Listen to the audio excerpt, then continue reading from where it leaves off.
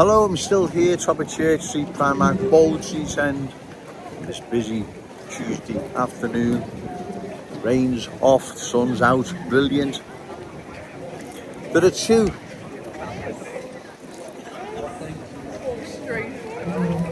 problems our city now faces. One is a cultural dispossession, where long-standing proud Scouse communities now are being culturally changed. Then there's an economic dispossession, where services and many other necessities, needs we are dependent on are now in the hands of new arrivals, and we are beholden more and more to new arrivals, right?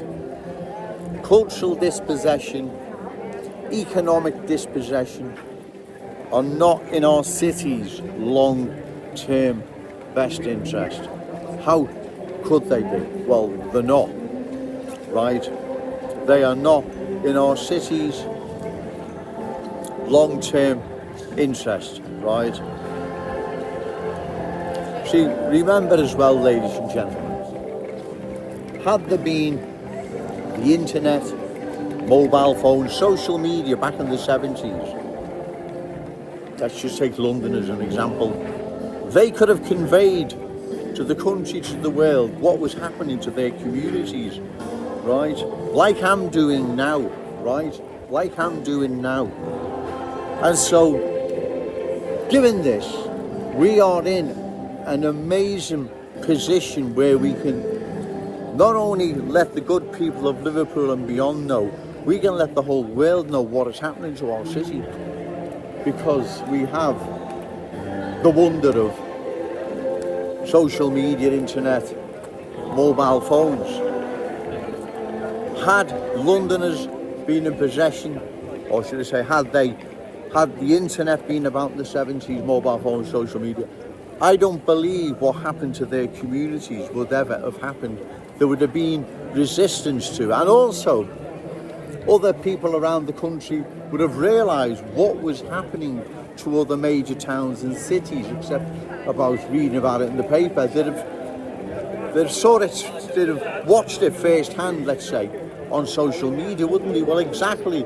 So we're in an amazing position, ladies and gentlemen, to get across what is happening to our city, right? And why this economic and cultural dispossession long-term is not in our city's best interest. We can now tell the world, not just the good people of Liverpool and beyond, we can tell the whole world what is happening to our city. Had Londoners, had the internet been about in the 70s and Londoners had mobile phones, social media like now, they could have then done the same, but they weren't in possession of mobile phones. There was no internet or social media then. So the position we're in, ladies and gentlemen, is a good one. And that's why I believe cultural change will be stopped. It will be stopped, and our city will maintain its unique Scouse character, traditions and cultural identity because of my broadcasts, because of my message, because I have an ability to tell the whole world, not just Liverpool and beyond and around the country, but the whole world, what is happening to our city. Those in London, Leicester, Birmingham, they weren't blessed with the internet, mobile phones, social media in the 70s, when their communities started being culturally changed. Yes, people knew what was happening in London. You got the train to Euston and it was all around, but no one actually went first-hand around some of the communities in London. Lewisham, Peckham, Haringey, Brent, all these places, like no one went personally around in general. So no one really understood the depth of cultural change. Same with Leicester, right? Same with many other places, Bradford. But with the beauty of the internet, social media, mobile phones, we're in an ideal position. Those other poor communities weren't, right? And we've got to take full advantage of this. You've got to share these videos, pass them around to as many as you can, right? We've got to let the world know what is happening to our city. right? We have to. Because if we don't, our Liverpool, our one and only home, known the world over, will change into a different place. A place where it'll lose its unique Scouse character, traditions and cultural identity. Where new arrivals will be in the driving seat and we will be beholden to them.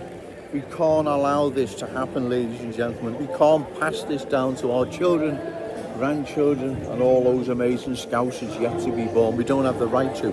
These politicians most certainly don't have the right to.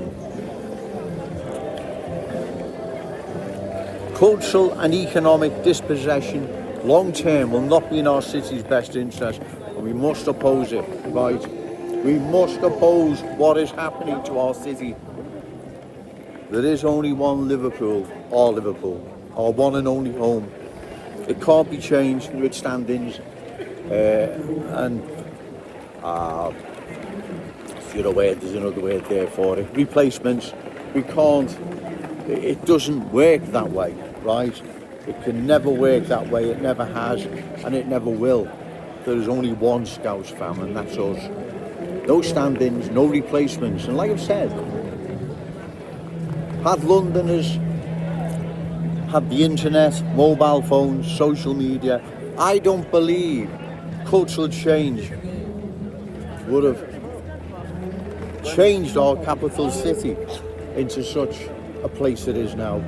I believe other towns and cities would have watched what was happening to London and resisted cultural change because they'd have been watching on the internet what was happening, like the good people here are in our glorious city. They watch Joe Owens' videos, they know what is happening, they know what is going on, they know that if it's not stopped, we will undergo the same fate as London, Leicester and Birmingham and many other unique towns and cities that underwent profound cultural change.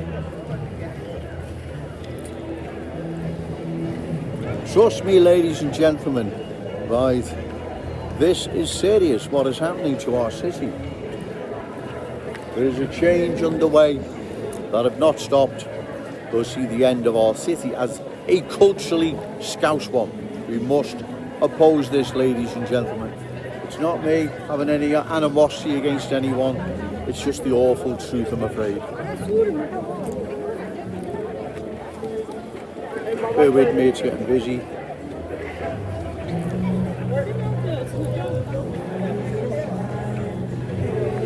If we don't stop this, ladies and gentlemen, like I've said, we will be passing this mess, if that's what it is, down to our children, grandchildren and all those amazing Scousers yet to be born. This is our city and no one else's. Remember, say no to cultural change, yes to Scouse pride. Shout it out loud, Scouse and proud. Okay, thank you.